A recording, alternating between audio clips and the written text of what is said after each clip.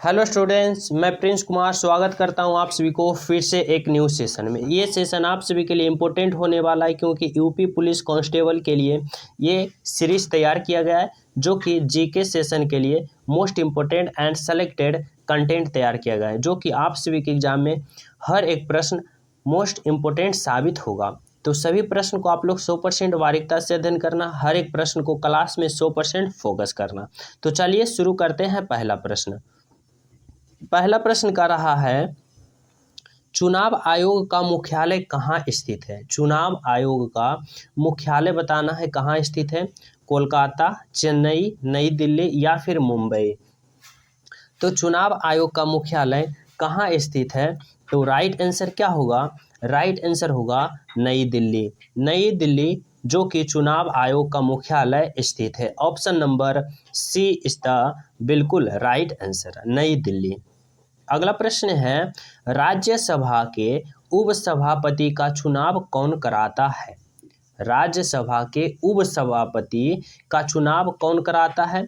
लोकसभा, लोकसभा और राज्यसभा, राज्यसभा एवं उपराष्ट्रपति। तो राज्यसभा के उपसभापति का चुनाव कौन कराता है, तो राइट आंसर होगा राज्यसभा कराता है। Option number C is the बिल्कुल राइट आंसर। अगला प्रश्न है, निम्नलिखित में से किस शहर में स्वर्ण मंदिर स्थित है। निम्नलिखित में से किस शहर में स्वर्ण मंदिर स्थित है। लुधियाना, चंडीगढ़, अमृतसर, दिल्ली। तो राइट आंसर होगा अमृतसर पंजाब। अमृतसर पंजाब शहर में स्वर्ण मंदिर स्थित है। Option number C. अगला प्रश्न है, विश्व की प्रथम महिला प्रधानमंत्री कौन थी। विश्व की प्रथम महिला प्रधानमंत्री कौन थी। श्रीमती इंदिरा गांधी, श्रीमती मार्गरेट थैचर या श्रीमावो भंडनायके या श्रीमती सरोजिनी नायडू। तो विश्व की प्रथम महिला प्रधानमंत्री कौन थी, तो राइट आंसर क्या होगा। राइट आंसर होगा श्रीमती श्रीमावो भंडनायके। क्या होगा। Option number C is the right answer.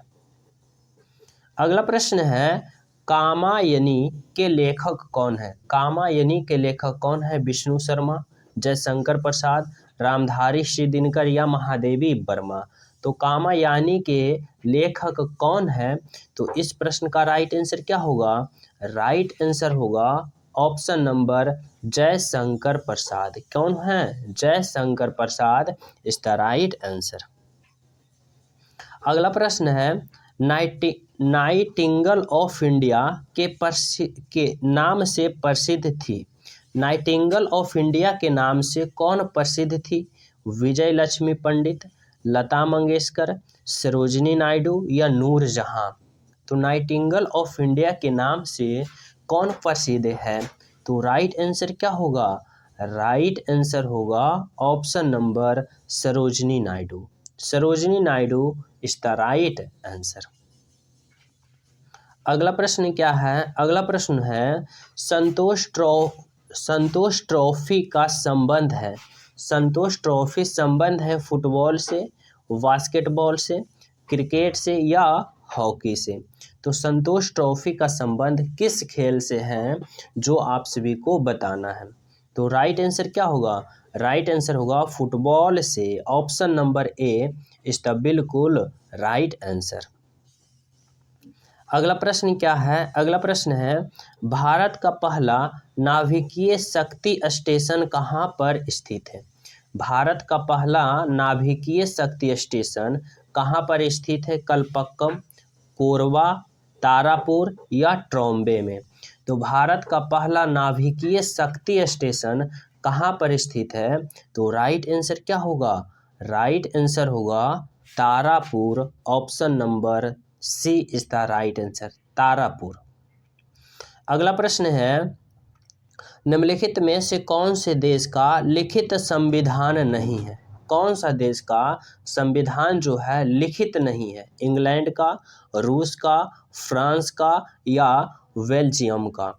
तो कौन सा देश का संविधान लिखित संविधान नहीं है, राइट आंसर होगा इंग्लैंड का। Option number A is the right answer. अगला प्रश्न है मोहनजोदड़ो स्थित है। मोहनजोदड़ो कहाँ स्थित है? लोथल, रंगपुर, सिंध या नालंदा। तो मोहनजोदड़ो कहाँ स्थित है? तो राइट आंसर क्या होगा? राइट आंसर होगा सिंध में। यहाँ पे सिंध होगा। कहाँ स्थित है? सिंध में। Option number C is the right answer, Sindh में स्थित है। अगला प्रश्न है हजारीबाग नेशनल पार्क कहाँ स्थित है? हजारीबाग नेशनल पार्क कहाँ स्थित है? असम में, नागालैंड में, झारखंड में या गुजरात में। तो हजारीबाग नेशनल पार्क कहाँ स्थित है?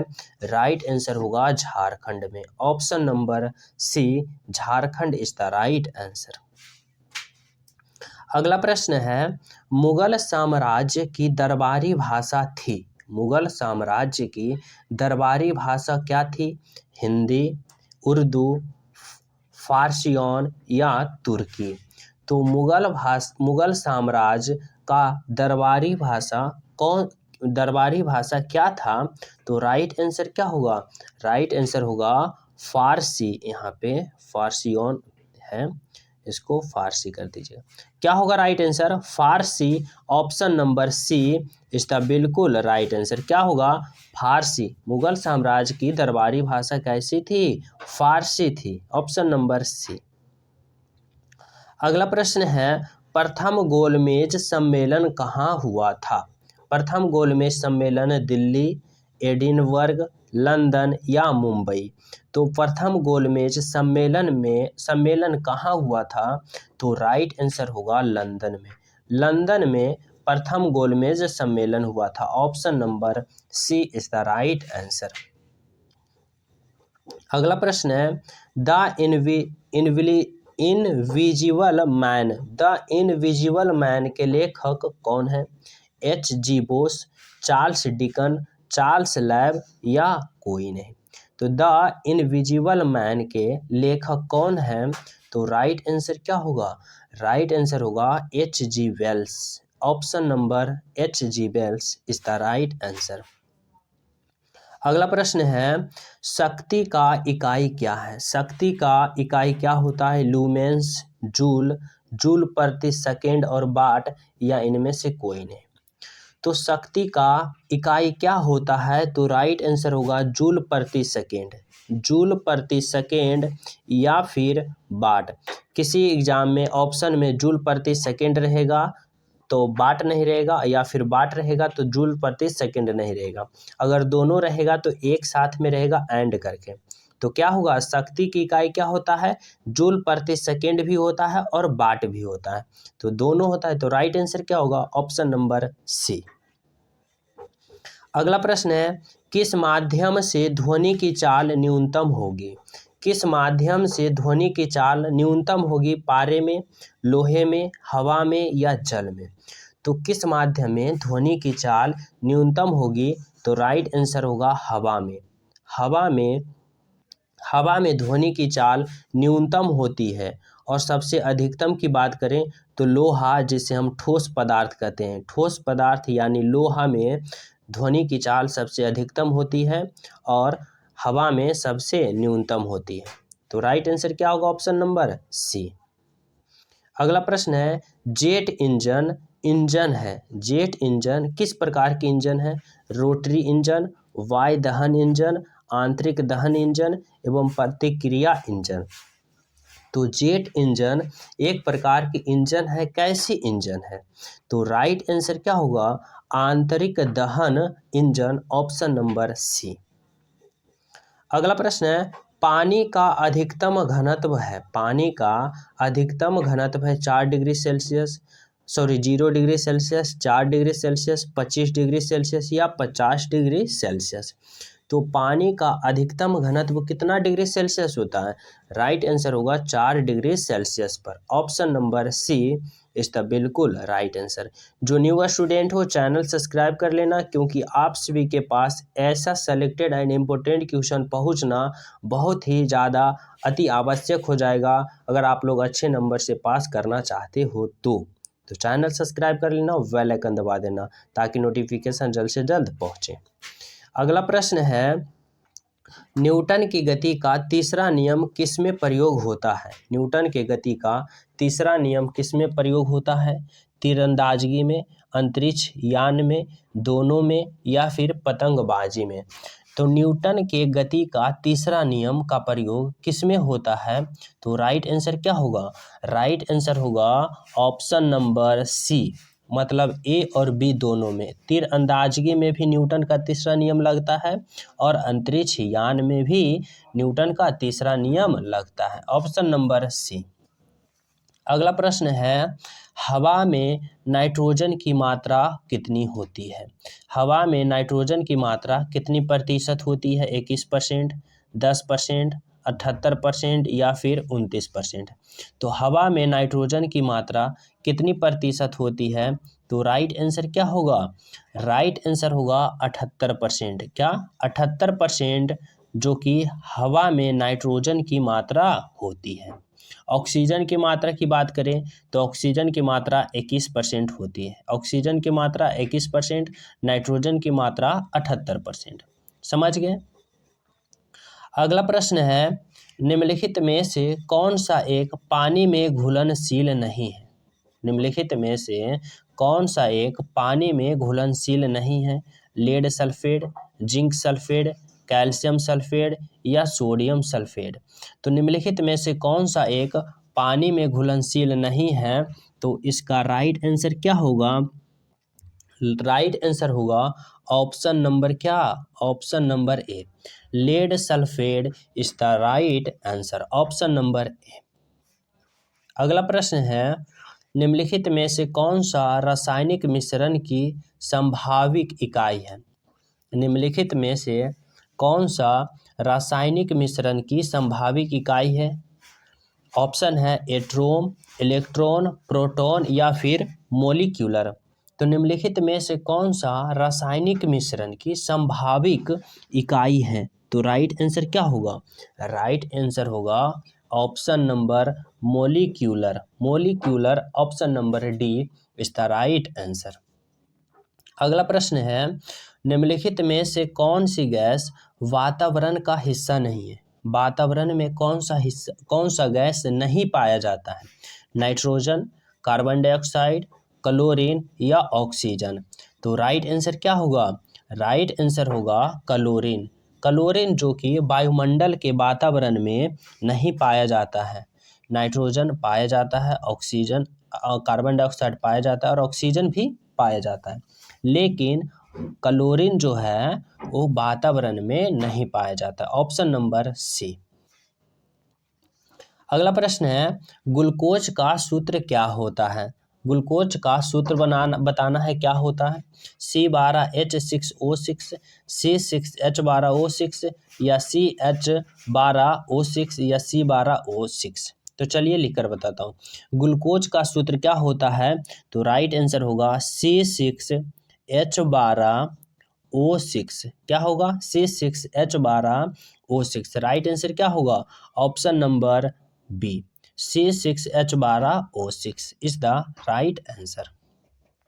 अगला प्रश्न है, मनुष्य की खून की कमी का कारण क्या है? मनुष्य में खून की कमी का कारण क्या है? Vitamin C, vitamin B12, vitamin A या विटामिन डी?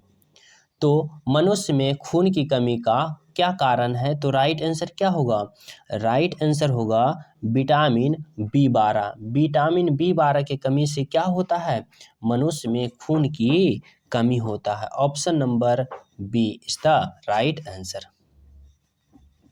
अगला प्रश्न है, चेहरे में कितनी हड्डियां होती है? चेहरे में कितनी हड्डियां होती हैं? 20, 14, 13 या फिर 12? तो चेहरे में कितनी हड्डियां होती है? तो राइट आंसर क्या होगा? राइट आंसर होगा 14 हड्डियां होती है। Option number B is the right answer.